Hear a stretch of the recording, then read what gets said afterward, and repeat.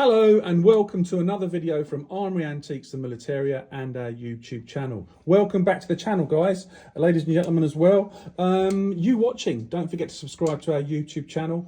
As I've said before on some of the videos, we've just bought huge collections, hundreds of items, hundreds of uniforms, hundreds of other items that we're trying to list. It's been so busy in the shop, we haven't had time to do videos at all, and it's just been exhausting, but that's fine. We enjoy finding these objects, and lots of stuff's being brought into us and lots of stuff we're picking up, including a large collection of cannons which will be coming next week, which we'll go through when we get them. So what have we got for you today? Well, clearly we've got some interesting African items. But where are they from in Africa? So some of you will be familiar with these sorts of items, but Africa is interesting in so much as the different tribes and groups of people that exist in Africa and existed in history, which tie down certain weapons to certain tribes. And what we've got here, the first thing we look at is this very bulbous root end, and we've got the handle of the knob kerry. Now, a funny name, I know, it's a flared handle at the back here, and really heavy bulbous root ball here that is used when these are produced. And these were used not only for combat and as a war club, but also as ceremonial type of activities, you know, for events that took place in the Zulu culture. Now, when you look at clubs like knob kerries and other types of clubs, they're not specifically unique to the Zulus, because you do get variations, for example, with the Maasai and other tribes that use clubs, but they are different in their form and shape and style. But we know this particular one is definitely Zulu, and as I've said, referred to as a knob kerry. This is of substantial weight and could really do some damage, you know, if it was used in anger. This came from a collection recently of African items, and also shields and all sorts of things. And the gentleman who brought it in assumed that all the spears that we're looking at here were also Zulu. But we're going to go through that with you in just a moment. So a nice knob kerry here. Overall measurement for the knob kerry, it's quite a large one.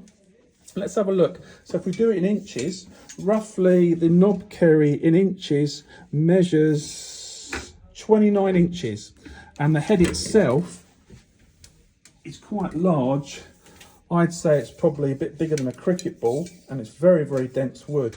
But, you know, we're talking, you know, about 4 inches across. So it's quite a big item and very, very heavy with a lovely colour and patination to it. So we're quite pleased to have that in the shop at the moment, and I'm sure it won't last very long, because there's lots of people who collect African type weapons, especially Zulu type weapons. That's nice. Pop that back on the rack for a second. What else have we got? Then we've got this short stabbing spear. And some people call these iklas, they call them assegais, all sorts of names for different Zulu spears. Do you know what? I'm not really bothered what you call it. You know, there are specific names for things, but it's a spear, it's Zulu, it's a short stabbing spear, and it's come in as part of this collection.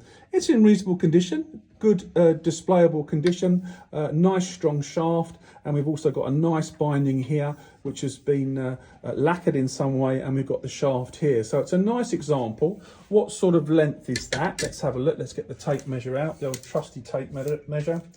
Overall, we're talking about 42 inches, and the head itself is about 8 inches long. Typical of that type of stabbing, thrusting spear for close-in work by the Zulus. Then we had this one come in, which is quite considerably larger, and you've got to be careful with sort of noting where things come from. So let's look at the size of the head first of all, because a lot of people would say, oh, it's Maasai, or it's Zulu, or it's Congolese. Well, the head itself is over 13.5 inches long. The entire spear is over 6 to 7 feet, which is not too big for where I'm going to tell you this is from. Now, we've got to look at the features of this spearhead. It's very much in a very broad leaf shape. And you'd say, well, all spears are like that. Well, they're not.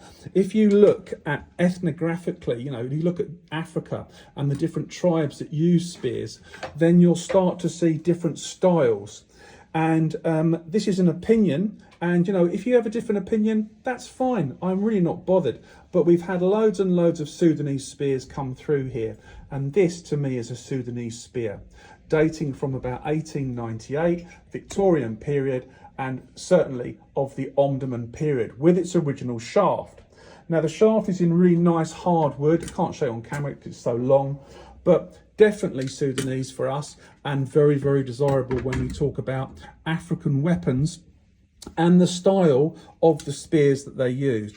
Now, sometimes with the Omdurman period Sudanese spears for the Beja tribe and the Hadendowa are wider and more bulbous, if you like, in a big leaf shape, but they also did these narrower type leaf shaped blades as well. We've had all of them before in the shop, so they're not unusual to us. And also the shields, and also the padded jackets that were worn during the period, we've had those as well. So we've had pretty much every type of Sudanese weapon come through our hands at one stage or another, because look, we're a professional antiques, arms and armour dealer. We handle this stuff all the time, and we have done for over 40 years. So we've seen a lot of variety, we've seen a lot of different styles of items, and as you'd appreciate with anything that you collect, you get a feel for things and you see commonality in certain tribal weapons and certain tribal areas in Africa, and certainly the Sudan and the Beja tribe and the Hadendowa are areas of history and cultures that we really enjoy and know an awful lot about. Now, for those of you that don't know a lot about the Beja, B-E-J-A, or the Hadendowa, you should look them up. Now, when you look at them, you'll see that they're quite interesting characters in so much as a culture.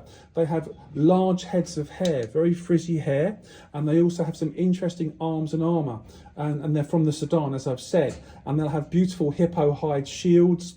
They'll have, obviously, the famous cascara, the T-section knightly looking swords that we're so familiar with.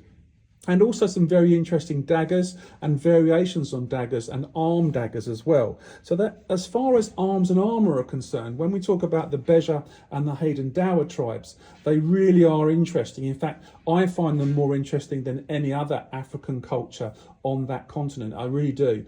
And it's one of my passions. Now, those of you that watch comedies like Dad's Army, which a lot of you are familiar with, will often hear slang terms used for the Beja tribe and the Hadendowa, as in the words used in Dad's Army, the series of the Home Guard, and obviously Private Jones. He would refer to the Beja and the Hadendowa as Fuzzy Wuzzies. Now, that was a nickname given to the tribe, obviously, because of their very, very healthy heads of hair that were, you know, really thick and very, very, noticeable. And it was a nickname given to the Beja and Hadendowa during the Victorian era, hence why you hear this name, Fuzzy Wuzzies, all right? But there we are, it's just a nickname that was used at that time. But of course, we're talking about the Beja and the Hadendowa in relation to this spear here. These two items are Zulu, this item isn't. But yeah, nice items, just come into the shop. We thought we'd tell you about them. And if you're interested, drop us a line or an email. You'd be very, very welcome. As I always say, you watching, subscribe to our YouTube channel. Get the algorithm out there so people can enjoy and educate themselves. And if you want to leave comments, please leave comments, as long as they're sensible and they're around the subjects we're talking about. We're happy for you to make comments, and we would indeed welcome your comments, and we will answer every comment that is left. Unless it's a stupid comment or an ignorant comment, we just delete it. So we're not bothered. We haven't got the time for it. But anyway, thank you very, very much for watching. We hope you've enjoyed the video, and we look forward to doing another video either for today or tomorrow. Thanks for watching.